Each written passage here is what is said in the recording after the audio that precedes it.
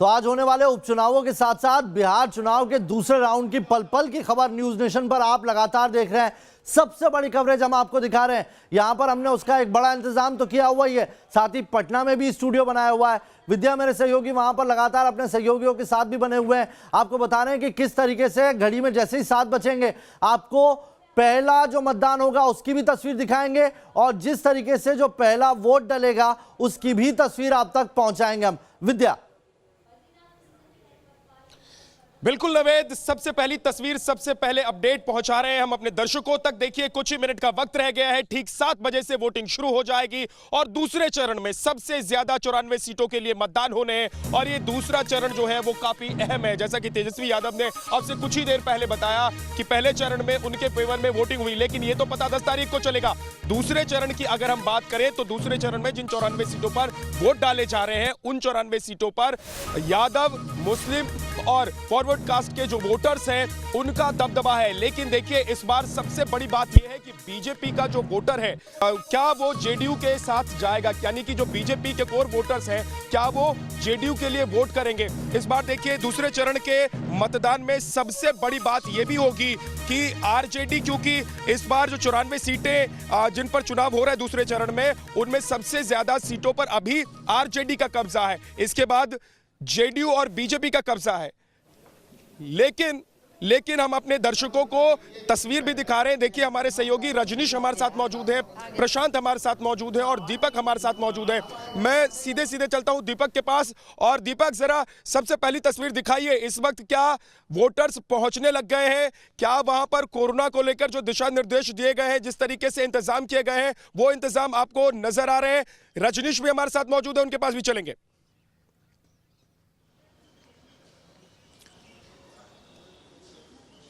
विद्या, मैं इस समय गोपालगंज के जिला केंद्रीय पुस्तकालय में हूँ। यहाँ पे पोलिंग बूथ बनाए गए हैं। यहाँ पे जिस तरह से जितने भी गाइडलाइंस है कोरोना को लेकर के वो सारी गाइडलाइंस को यहाँ पे फॉलो किया जा रहा है।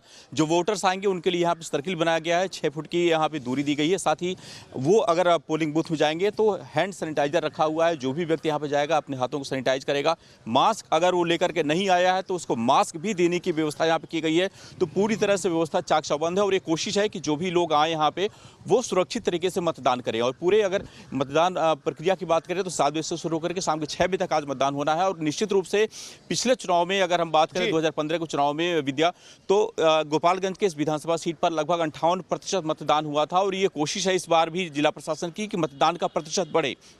और जिस तरह से युवा जागरूक हुआ, जिस तरह से हमारे जो दूसरे सहयोगी हैं बता रहे हैं, गोपालगंज की भी स्थिति यही है। गोपालगंज के जितने 6 विधानसभा है सब जगहों पे कम वो भी सही स्थिति है कि जो लोग हैं वो आज की जो पीढ़ी है वो पूरी तरह से जागृत है। उसको जात पात से कोई मतलब नहीं, उसको अब मुद्दे जो है उसके रोजगार के मुद्दे हैं, उसके लिए व्यापार का मुद्दा है, दवाई का मुद्दा है, ये महत्वपूर्ण है। और इसी को लेकर के आज चुनाव यहाँ पे लड़ रहे हैं लोग। जी ठीक है दीपक, आपके पास लौट कर आऊंगा।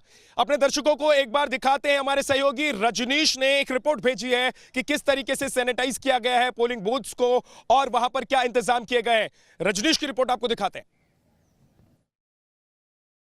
कोरोना काल में दुनिया का सबसे बड़ा चुनाव बिहार विधानसभा चुनाव, पहला चुनाव यहां पर हो रहा है देश में और इस चुनाव को लेकर तैयारी खास है। आपको मैं तस्वीरें दिखा रहा हूं बूथ के अंदर की, जहां पर दूसरे चरण के चुनाव के लिए कोरोना से लड़ते हुए कैसे तैयारी करनी है, मॉक टेस्ट चल रहा है और साथ में यहां पर व्यवस्था क्या है। देखिए सैनिटाइजर्स रखे गए हैं, जो भी यहां पर पदाधिकारी मौजूद हैं सभी ने ग्लव्स पहन रखा है, फेस मास्क पहन रखा है। और ये इस वक्त मॉक पोलिंग चल रही है। मॉक पोलिंग अमूमन चुनाव के पहले ये हर बूथ पे किया जाता है, अनिवार्य होता है ये चेक करने के लिए कि जितने यूनिट हैं, कंट्रोल यूनिट हो, वीवीपैट हो, सभी यूनिट सही तरीके से, बैलेट बॉक्स हो, सभी यूनिट सही तरीके से काम कर रहे हैं कि नहीं। और यहाँ पर जितने पीठासीन पदाधिकारी हैं, मतदान पदाधिकारी हैं, सभी लोग यहाँ पर मौजूद हैं। और मॉक पोलिंग की जो पूरी प्रक्रिया होती है वो आपको हम दिखा रहे हैं इस वक्त इस बूथ के अंदर। साथ ही पूरी तरह से इस बात की भी सुनिश्चित किया जा रहा है कि कोरोना से लोग प्रभावित न हो, उसके लिए व्यवस्था है। देखिए ग्लव्स के इंतजाम है, फेस शील्ड के इंतजाम है।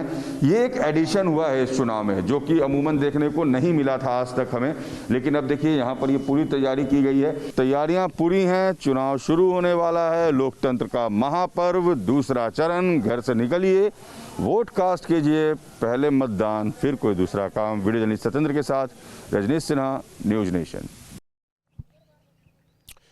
और आज तेजस्वी यादव ने क्या कहा वो भी आपको बताते हैं। तेजस्वी यादव ने देखिए वोटिंग शुरू होने से पहले प्रेस से बात की है, मीडिया से उन्होंने बात की है और उन्होंने कहा है कि वो इस बार जीतकर सत्ता में आएंगे। यानी कि 15 साल जो लालू यादव के थे उसको याद दिलाने की कोशिश एनडीए के नेताओं की तरफ से लगातार हो रही है। लेकिन दूसरी तरफ तेजस्वी यादव ये दावा कर रहे हैं, आज उन्होंने कहा कि वो बहुमत लेकर आएंगे, वो जीत कर आएंगे, युवा उनके साथ हैं, बेरोजगारी के मुद्दे पर उन्हें वोट पड़ेगा और लोग जैसा पहले चरण में फर्स्ट फेज में जो चुनाव हुआ था उनके लिए जैसे लोगों ने वोटिंग की थी, दूसरे चरण में भी लोग उनके लिए वोटिंग करेंगे। ये आज दावा किया तेजस्वी यादव ने। उन्होंने कहा कि एक बार फिर से जब दूसरे चरण का मतदान होने जा रहा है तो देश भर का जो माहौल है वो ये बता रहा है और खासतौर से बिहार के जो वोटर्स हैं वो ये चाह रहे हैं कि बदलाव हो और बदलाव रोजगार के मुद्दे पर, विकास के मुद्दे पर हो। उन्होंने क्या कहा आपको सुनवाते हैं। देखिए, पहला चरण बहुत ही अच्छा गया है और दूसरा चरण जो आज शुरुआत होने वाली है, मुझे लगता है कि ये और भी बेहतरीन होगा और भी लोग जो है हमारे पक्ष में मतदान करेंगे। मुझे पूरा भरोसा है कि इस बदलाव के सुनामी में जहां एजेंडा पढ़ाई, दवाई, कमाई, सिंचाई, महंगाई, इन सारे एजेंडों पर बिहार की जनता जो है वोट देने का काम करेगी। And I am very much sure that people of Bihar will vote for us because people of Bihar want change in Bihar. They want proactive government, they want a progressive government. हमारी सरकार बनना तय है क्योंकि मौजूदा लोग जो बिहार के लोग हैं डबल इंजन गवर्नमेंट से, खासतौर पे नीतीश कुमार जी से लोग गुस्से में नहीं बल्कि नफरत करने लगे हैं। और चिराग पासवान ने क्या कहा है वो भी आप सुनिए। आपको बताते हैं चिराग पासवान का बयान। उन्होंने कहा है कि बदलाव जरूरी है। देखिए, प्रधानमंत्री नरेंद्र मोदी ने बिहार में रैली के दौरान बिना नाम लिए 2 युवराज का जिक्र किया था। प्रधानमंत्री ने जिन युवराजों का जिक्र किया उनमें एक तेजस्वी यादव और दूसरे चिराग पासवान माने जाते हैं। चिराग पासवान ने कहा था कि प्रधानमंत्री नरेंद्र मोदी उनके दिल में बसते हैं, वो हनुमान की तरह सीना चीर कर दिखा सकते हैं। और आज चिराग पासवान ने कहा है कि बिहार में बदलाव जरूरी है। उन्होंने क्या कहा आपको सुनवाते हैं। दूसरा चरण तो एकदम पूरी तरीके से स्पष्ट कर देगा कि मुख्यमंत्री मौजूदा नीतीश कुमार जी कभी बिहार प्रदेश के मुख्यमंत्री दोबारा नहीं बनेंगे, इसमें कहीं कोई संदेह की बात नहीं है। और देखिए, जिस तरीके से अहंकार तो खैर बड़े बड़े लोगों का नहीं रहा तो मुख्यमंत्री क्या चीज़ है। बड़े बड़े लोगों को जनता ने सत्ता से बेदखल कर दिया उनके अहंकार की वजह से। और जिस तरीके से मुख्यमंत्री जी अपने अहंकार के स्वरूप के साथ मैदान में उतरे हुए हैं, आप मुझे बताएं ना कि आपके अगले 5 साल का रोड मैप क्या है। आज तक मुख्यमंत्री ने, आज जब दूसरे फेज की शुरुआत पर हम लोग बैठे हैं, बिहारी होने के नाते मुझे अभी तक नहीं पता कि भैया अगर कल को बाढ़ आएगी दोबारा मेरे प्रदेश में तो मुख्यमंत्री क्या करेंगे, या बेरोजगारी हटाने के लिए मेरे मुख्यमंत्री क्या करेंगे। 7 निश्चय पार्ट 2 तो आप लेकर आगे, पर आप बताएं तो कि जो बच्चे बाहर जाते हैं शिक्षा रोजगार के लिए, उनको वापस प्रदेश में रोकने के लिए आप क्या करेंगे। तो मुख्यमंत्री के पास कोई रोड मैप है नहीं। तो देखिए, बिहार में अलग अलग जगहों पर जहां पर आज मतदान हो रहे हैं वहां पर हमारे सहयोगी मौजूद हैं। प्रशांत हमारे साथ हैं, हमारे साथ दीपक हमारे सहयोगी मौजूद हैं और रजनीश हमारे साथ हैं। प्रशांत के पास चलते हैं। प्रशांत, क्या लोग पहुंचने लगे हैं पोलिंग बूथ्स पर और इस वक्त क्या तस्वीर आप देख पा रहे हैं?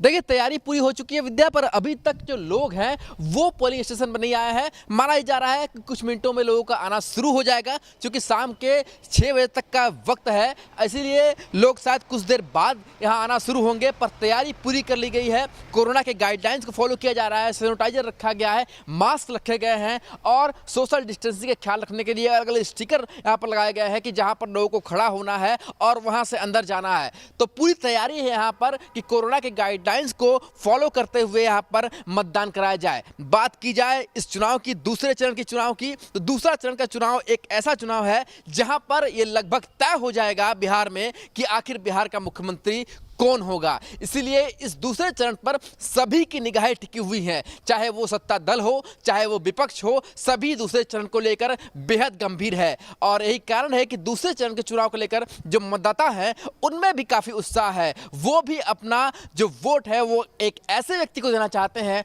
जिससे बिहार की तस्वीर आने वाले दिनों में बदले। बिहार हमेशा से ही पिछड़ा राज्य के रूप में देखा जाता रहा है, तो वो अब नहीं होगा, बल्कि बिहार अग्रिम पंक्ति में आएगा, इसकी कोशिश वोटरों के द्वारा की जाएगी। और इसी कोशिश में जहां एक तरफ सत्ताधारी दल लगातार फिर से एक बार वादों की झड़ी लगा रहा है, तो दूसरी तरफ विपक्ष वो 15 साल याद दिला रहा है जहां पर नीतीश कुमार ने सत्ता संभाली और अब तक क्या हुआ और क्या नहीं हुआ, इस पर खासतौर पर बात की जा रही है। लगातार रोजगार की बात की जा रही है और बिहार एक ऐसा राज्य जहां पर बारिश का मौसम आते ही, यानी कि मॉनसून आते ही बाढ़ का असर देखने को मिलता है। ऐसे सैकड़ों गांव हैं जो पानी में बह जाते हैं, तो उनके लिए क्या रोड मैप है, इन सारे मुद्दों को लेकर के बिहार का चुनाव हो रहा है। तो यानी कि इस बार बिल्कुल साफ है कि जातिगत समीकरण से उठकर बिहार इस वक्त रोजगार, विकास और खास तौर पर किसानों के हित की बात कर रहा है। तो यानी देखना दिलचस्प होगा कि किस तरीके से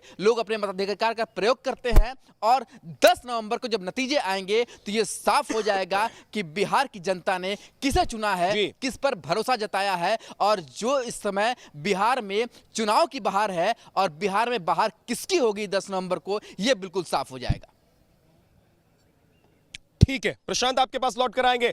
दीपक हमारे साथ जुड़े हुए हैं, लेकिन उससे पहले मैं बता दूं कि देखिए दूसरे चरण में जो मतदान होने आज जा रहा है, कुछ ही मिनट के बाद मतदान शुरू हो जाएगा। लेकिन सबसे बड़ी बात यह है कि इस चरण में वो वोटर्स हैं बड़ी संख्या में जो फॉरवर्ड कास्ट के वोटर हैं, और क्या ये लालू यादव की पार्टी को, आरजेडी को, तेजस्वी यादव को वोट करेंगे? क्या इनका विश्वास, चाहे वो रोजगार का मुद्दा हो, चाहे वो विकास का मुद्दा हो, क्या ये विश्वास जता पाएंगे आरजेडी पर और तेजस्वी यादव पर? ये एक बड़ी बात होगी, क्योंकि अगर यादवों का वोट तेजस्वी यादव को मिल सकता है और अगर पिछड़ी जातियों का वोट तेजस्वी यादव को मिल सकता है, तो क्या उससे वो अपनी सरकार बना लेंगे, क्या वो सीटें जीत कर ले आएंगे? हमारे साथ हमारे सहयोगी दीपक बने हुए हैं। दीपक, एक बड़ी बात यह है कि जिन इलाकों में दूसरे चरण में मतदान होने जा रहा है, उन इलाकों में जो वोटर्स हैं जो इस बार मतदान को प्रभावित कर सकते हैं, उनमें बड़ी संख्या फॉरवर्ड कास्ट के जो वोटर्स हैं उनकी है। तो एक सवाल, जब हम घूम रहे थे बिहार में तो लोगों से हमने जब जानने की कोशिश की, सवाल किया हमने कि क्या जो वोटर हैं अभी तक जो बीजेपी के लिए या जेडीयू के लिए वोट करते रहे हैं, क्या वो तेजस्वी यादव के वादों पर विश्वास करते हैं? क्या वो आरजेडी के साथ जा सकते हैं? क्या वो तेजस्वी यादव को मुख्यमंत्री के तौर पर देखते हैं? तो लोगों ने झिझकते हुए कई बार इस सवाल का जवाब या तो नहीं दिया या फिर दिया तो सीधे सीधे नहीं दिया। और कहा जाता है कि जेडीयू का जो वोटर है बिहार में वो साइलेंट होता है, जबकि आरजेडी का जो वोटर है वो वोकल होता है, यानी कि वो खूब चहलकदमी करता है। तो क्या लग रहा है इस बार दूसरे चरण में?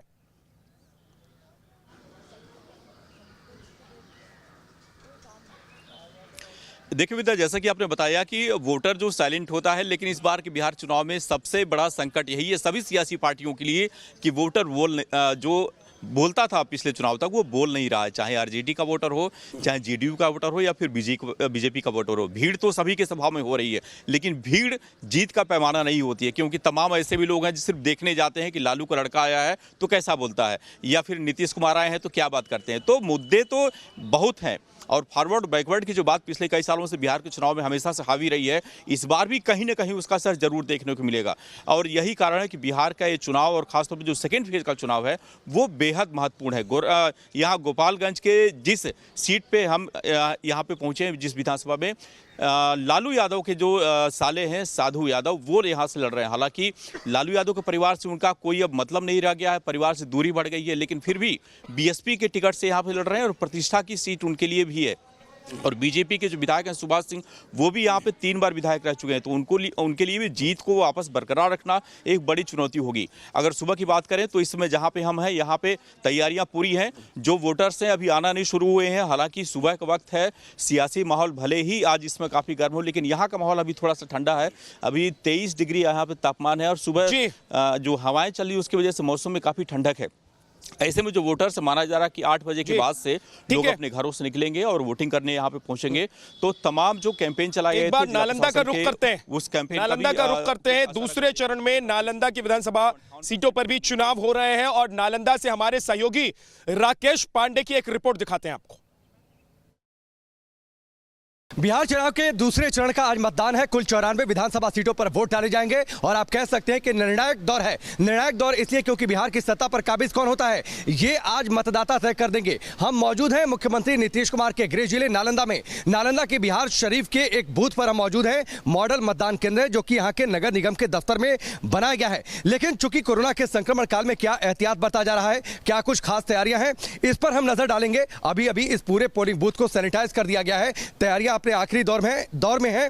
सुबह 7 बजे से यानी अब से थोड़ी देर बाद यहां पर मतदान की प्रक्रिया शुरू हो जाएगी। लेकिन उससे पहले हम आपको यहां की तैयारियां दिखाते हैं कि मतदान केंद्र पर आखिरकार लोगों को संक्रमण से दूर रखते हुए, संक्रमण के खतरे से दूर रखते हुए किस तरीके से पोलिंग की तैयारियां अपने आखिरी दौर में हैं। जैसे आप पोलिंग बूथ के अंदर आएंगे, यहाँ पर सैनिटाइजर की व्यवस्था है ताकि लोगों के हैंड को सैनिटाइज किया जा सके। इसके साथ ही सैनिटाइजेशन के बाद ही आपको अंदर वोट डालने की इजाज़त दी जाएगी। मेरे साथ जो यहाँ के अधिकारी हैं वो मौजूद हैं, उनसे हम बातचीत करेंगे। कोरोना के संक्रमण काल में ये बड़ा चुनाव है, क्या तैयारियां ताकि लोगों को संक्रमण के खतरे से दूर रखा जा सके? देखिए, इस कैंपस में 6 मतदान केंद्र हैं और 6 पर सोशल डिस्टेंसिंग का प्रबंध किया गया है और सभी बूथों पे सैनिटाइजर रखा गया है, ग्लव्स भी रखे गए हैं और जो भी मतदाता आएंगे उनको ग्लव्स उपलब्ध कराया जाएगा। यहाँ वोटर आएगा, यहाँ कंपार्टमेंट बन जाएगा, यहाँ दाबेगा, फिर यहाँ कंट्रोल यूनिट है, उसके बाद वीवीपैट में जाएगा, ये कंपार्टमेंट घेरा जाएगा। पहले हैंड सैनिटाइज करके आएंगे, सैनिटाइज करके आएंगे, उसके बाद यहाँ पर आकर जो है वो करेंगे और कुछ ही मिलेगा, क्या बोलते ग्लव्स। तो ये तैयारियां हैं मॉडल मतदान केंद्र पर ताकि लोगों को संक्रमण के खतरे से दूर रखा जा सके, मतदान हो सके। 94 विधानसभा सीटों पर वोटिंग है और काफी हद तक आज का ये दौर तय कर देगा कि चुनावी बाजी किसके हाथ लगती है। तो देखिए, बिहार में जिन जगहों पर चुनाव हो रहे हैं, आज मतदान हो रहा है। कुछ ही मिनट के बाद मतदान शुरू हो जाएगा। सुबह 7 बजे का वक्त है, मतदान शुरू होगा। हर जगह हमारे सहयोगी मौजूद हैं, हमारे रिपोर्टर मौजूद हैं। हर खबर, हर अपडेट सबसे पहले हम पहुंचाएंगे। अभी एक छोटे से ब्रेक के लिए हम रुक रहे हैं, लेकिन आपको बता दें कि आज पूरे दिन सबसे बड़ी कवरेज न्यूज़ नेशन पर इस चुनाव को लेकर आप देखते रहेंगे।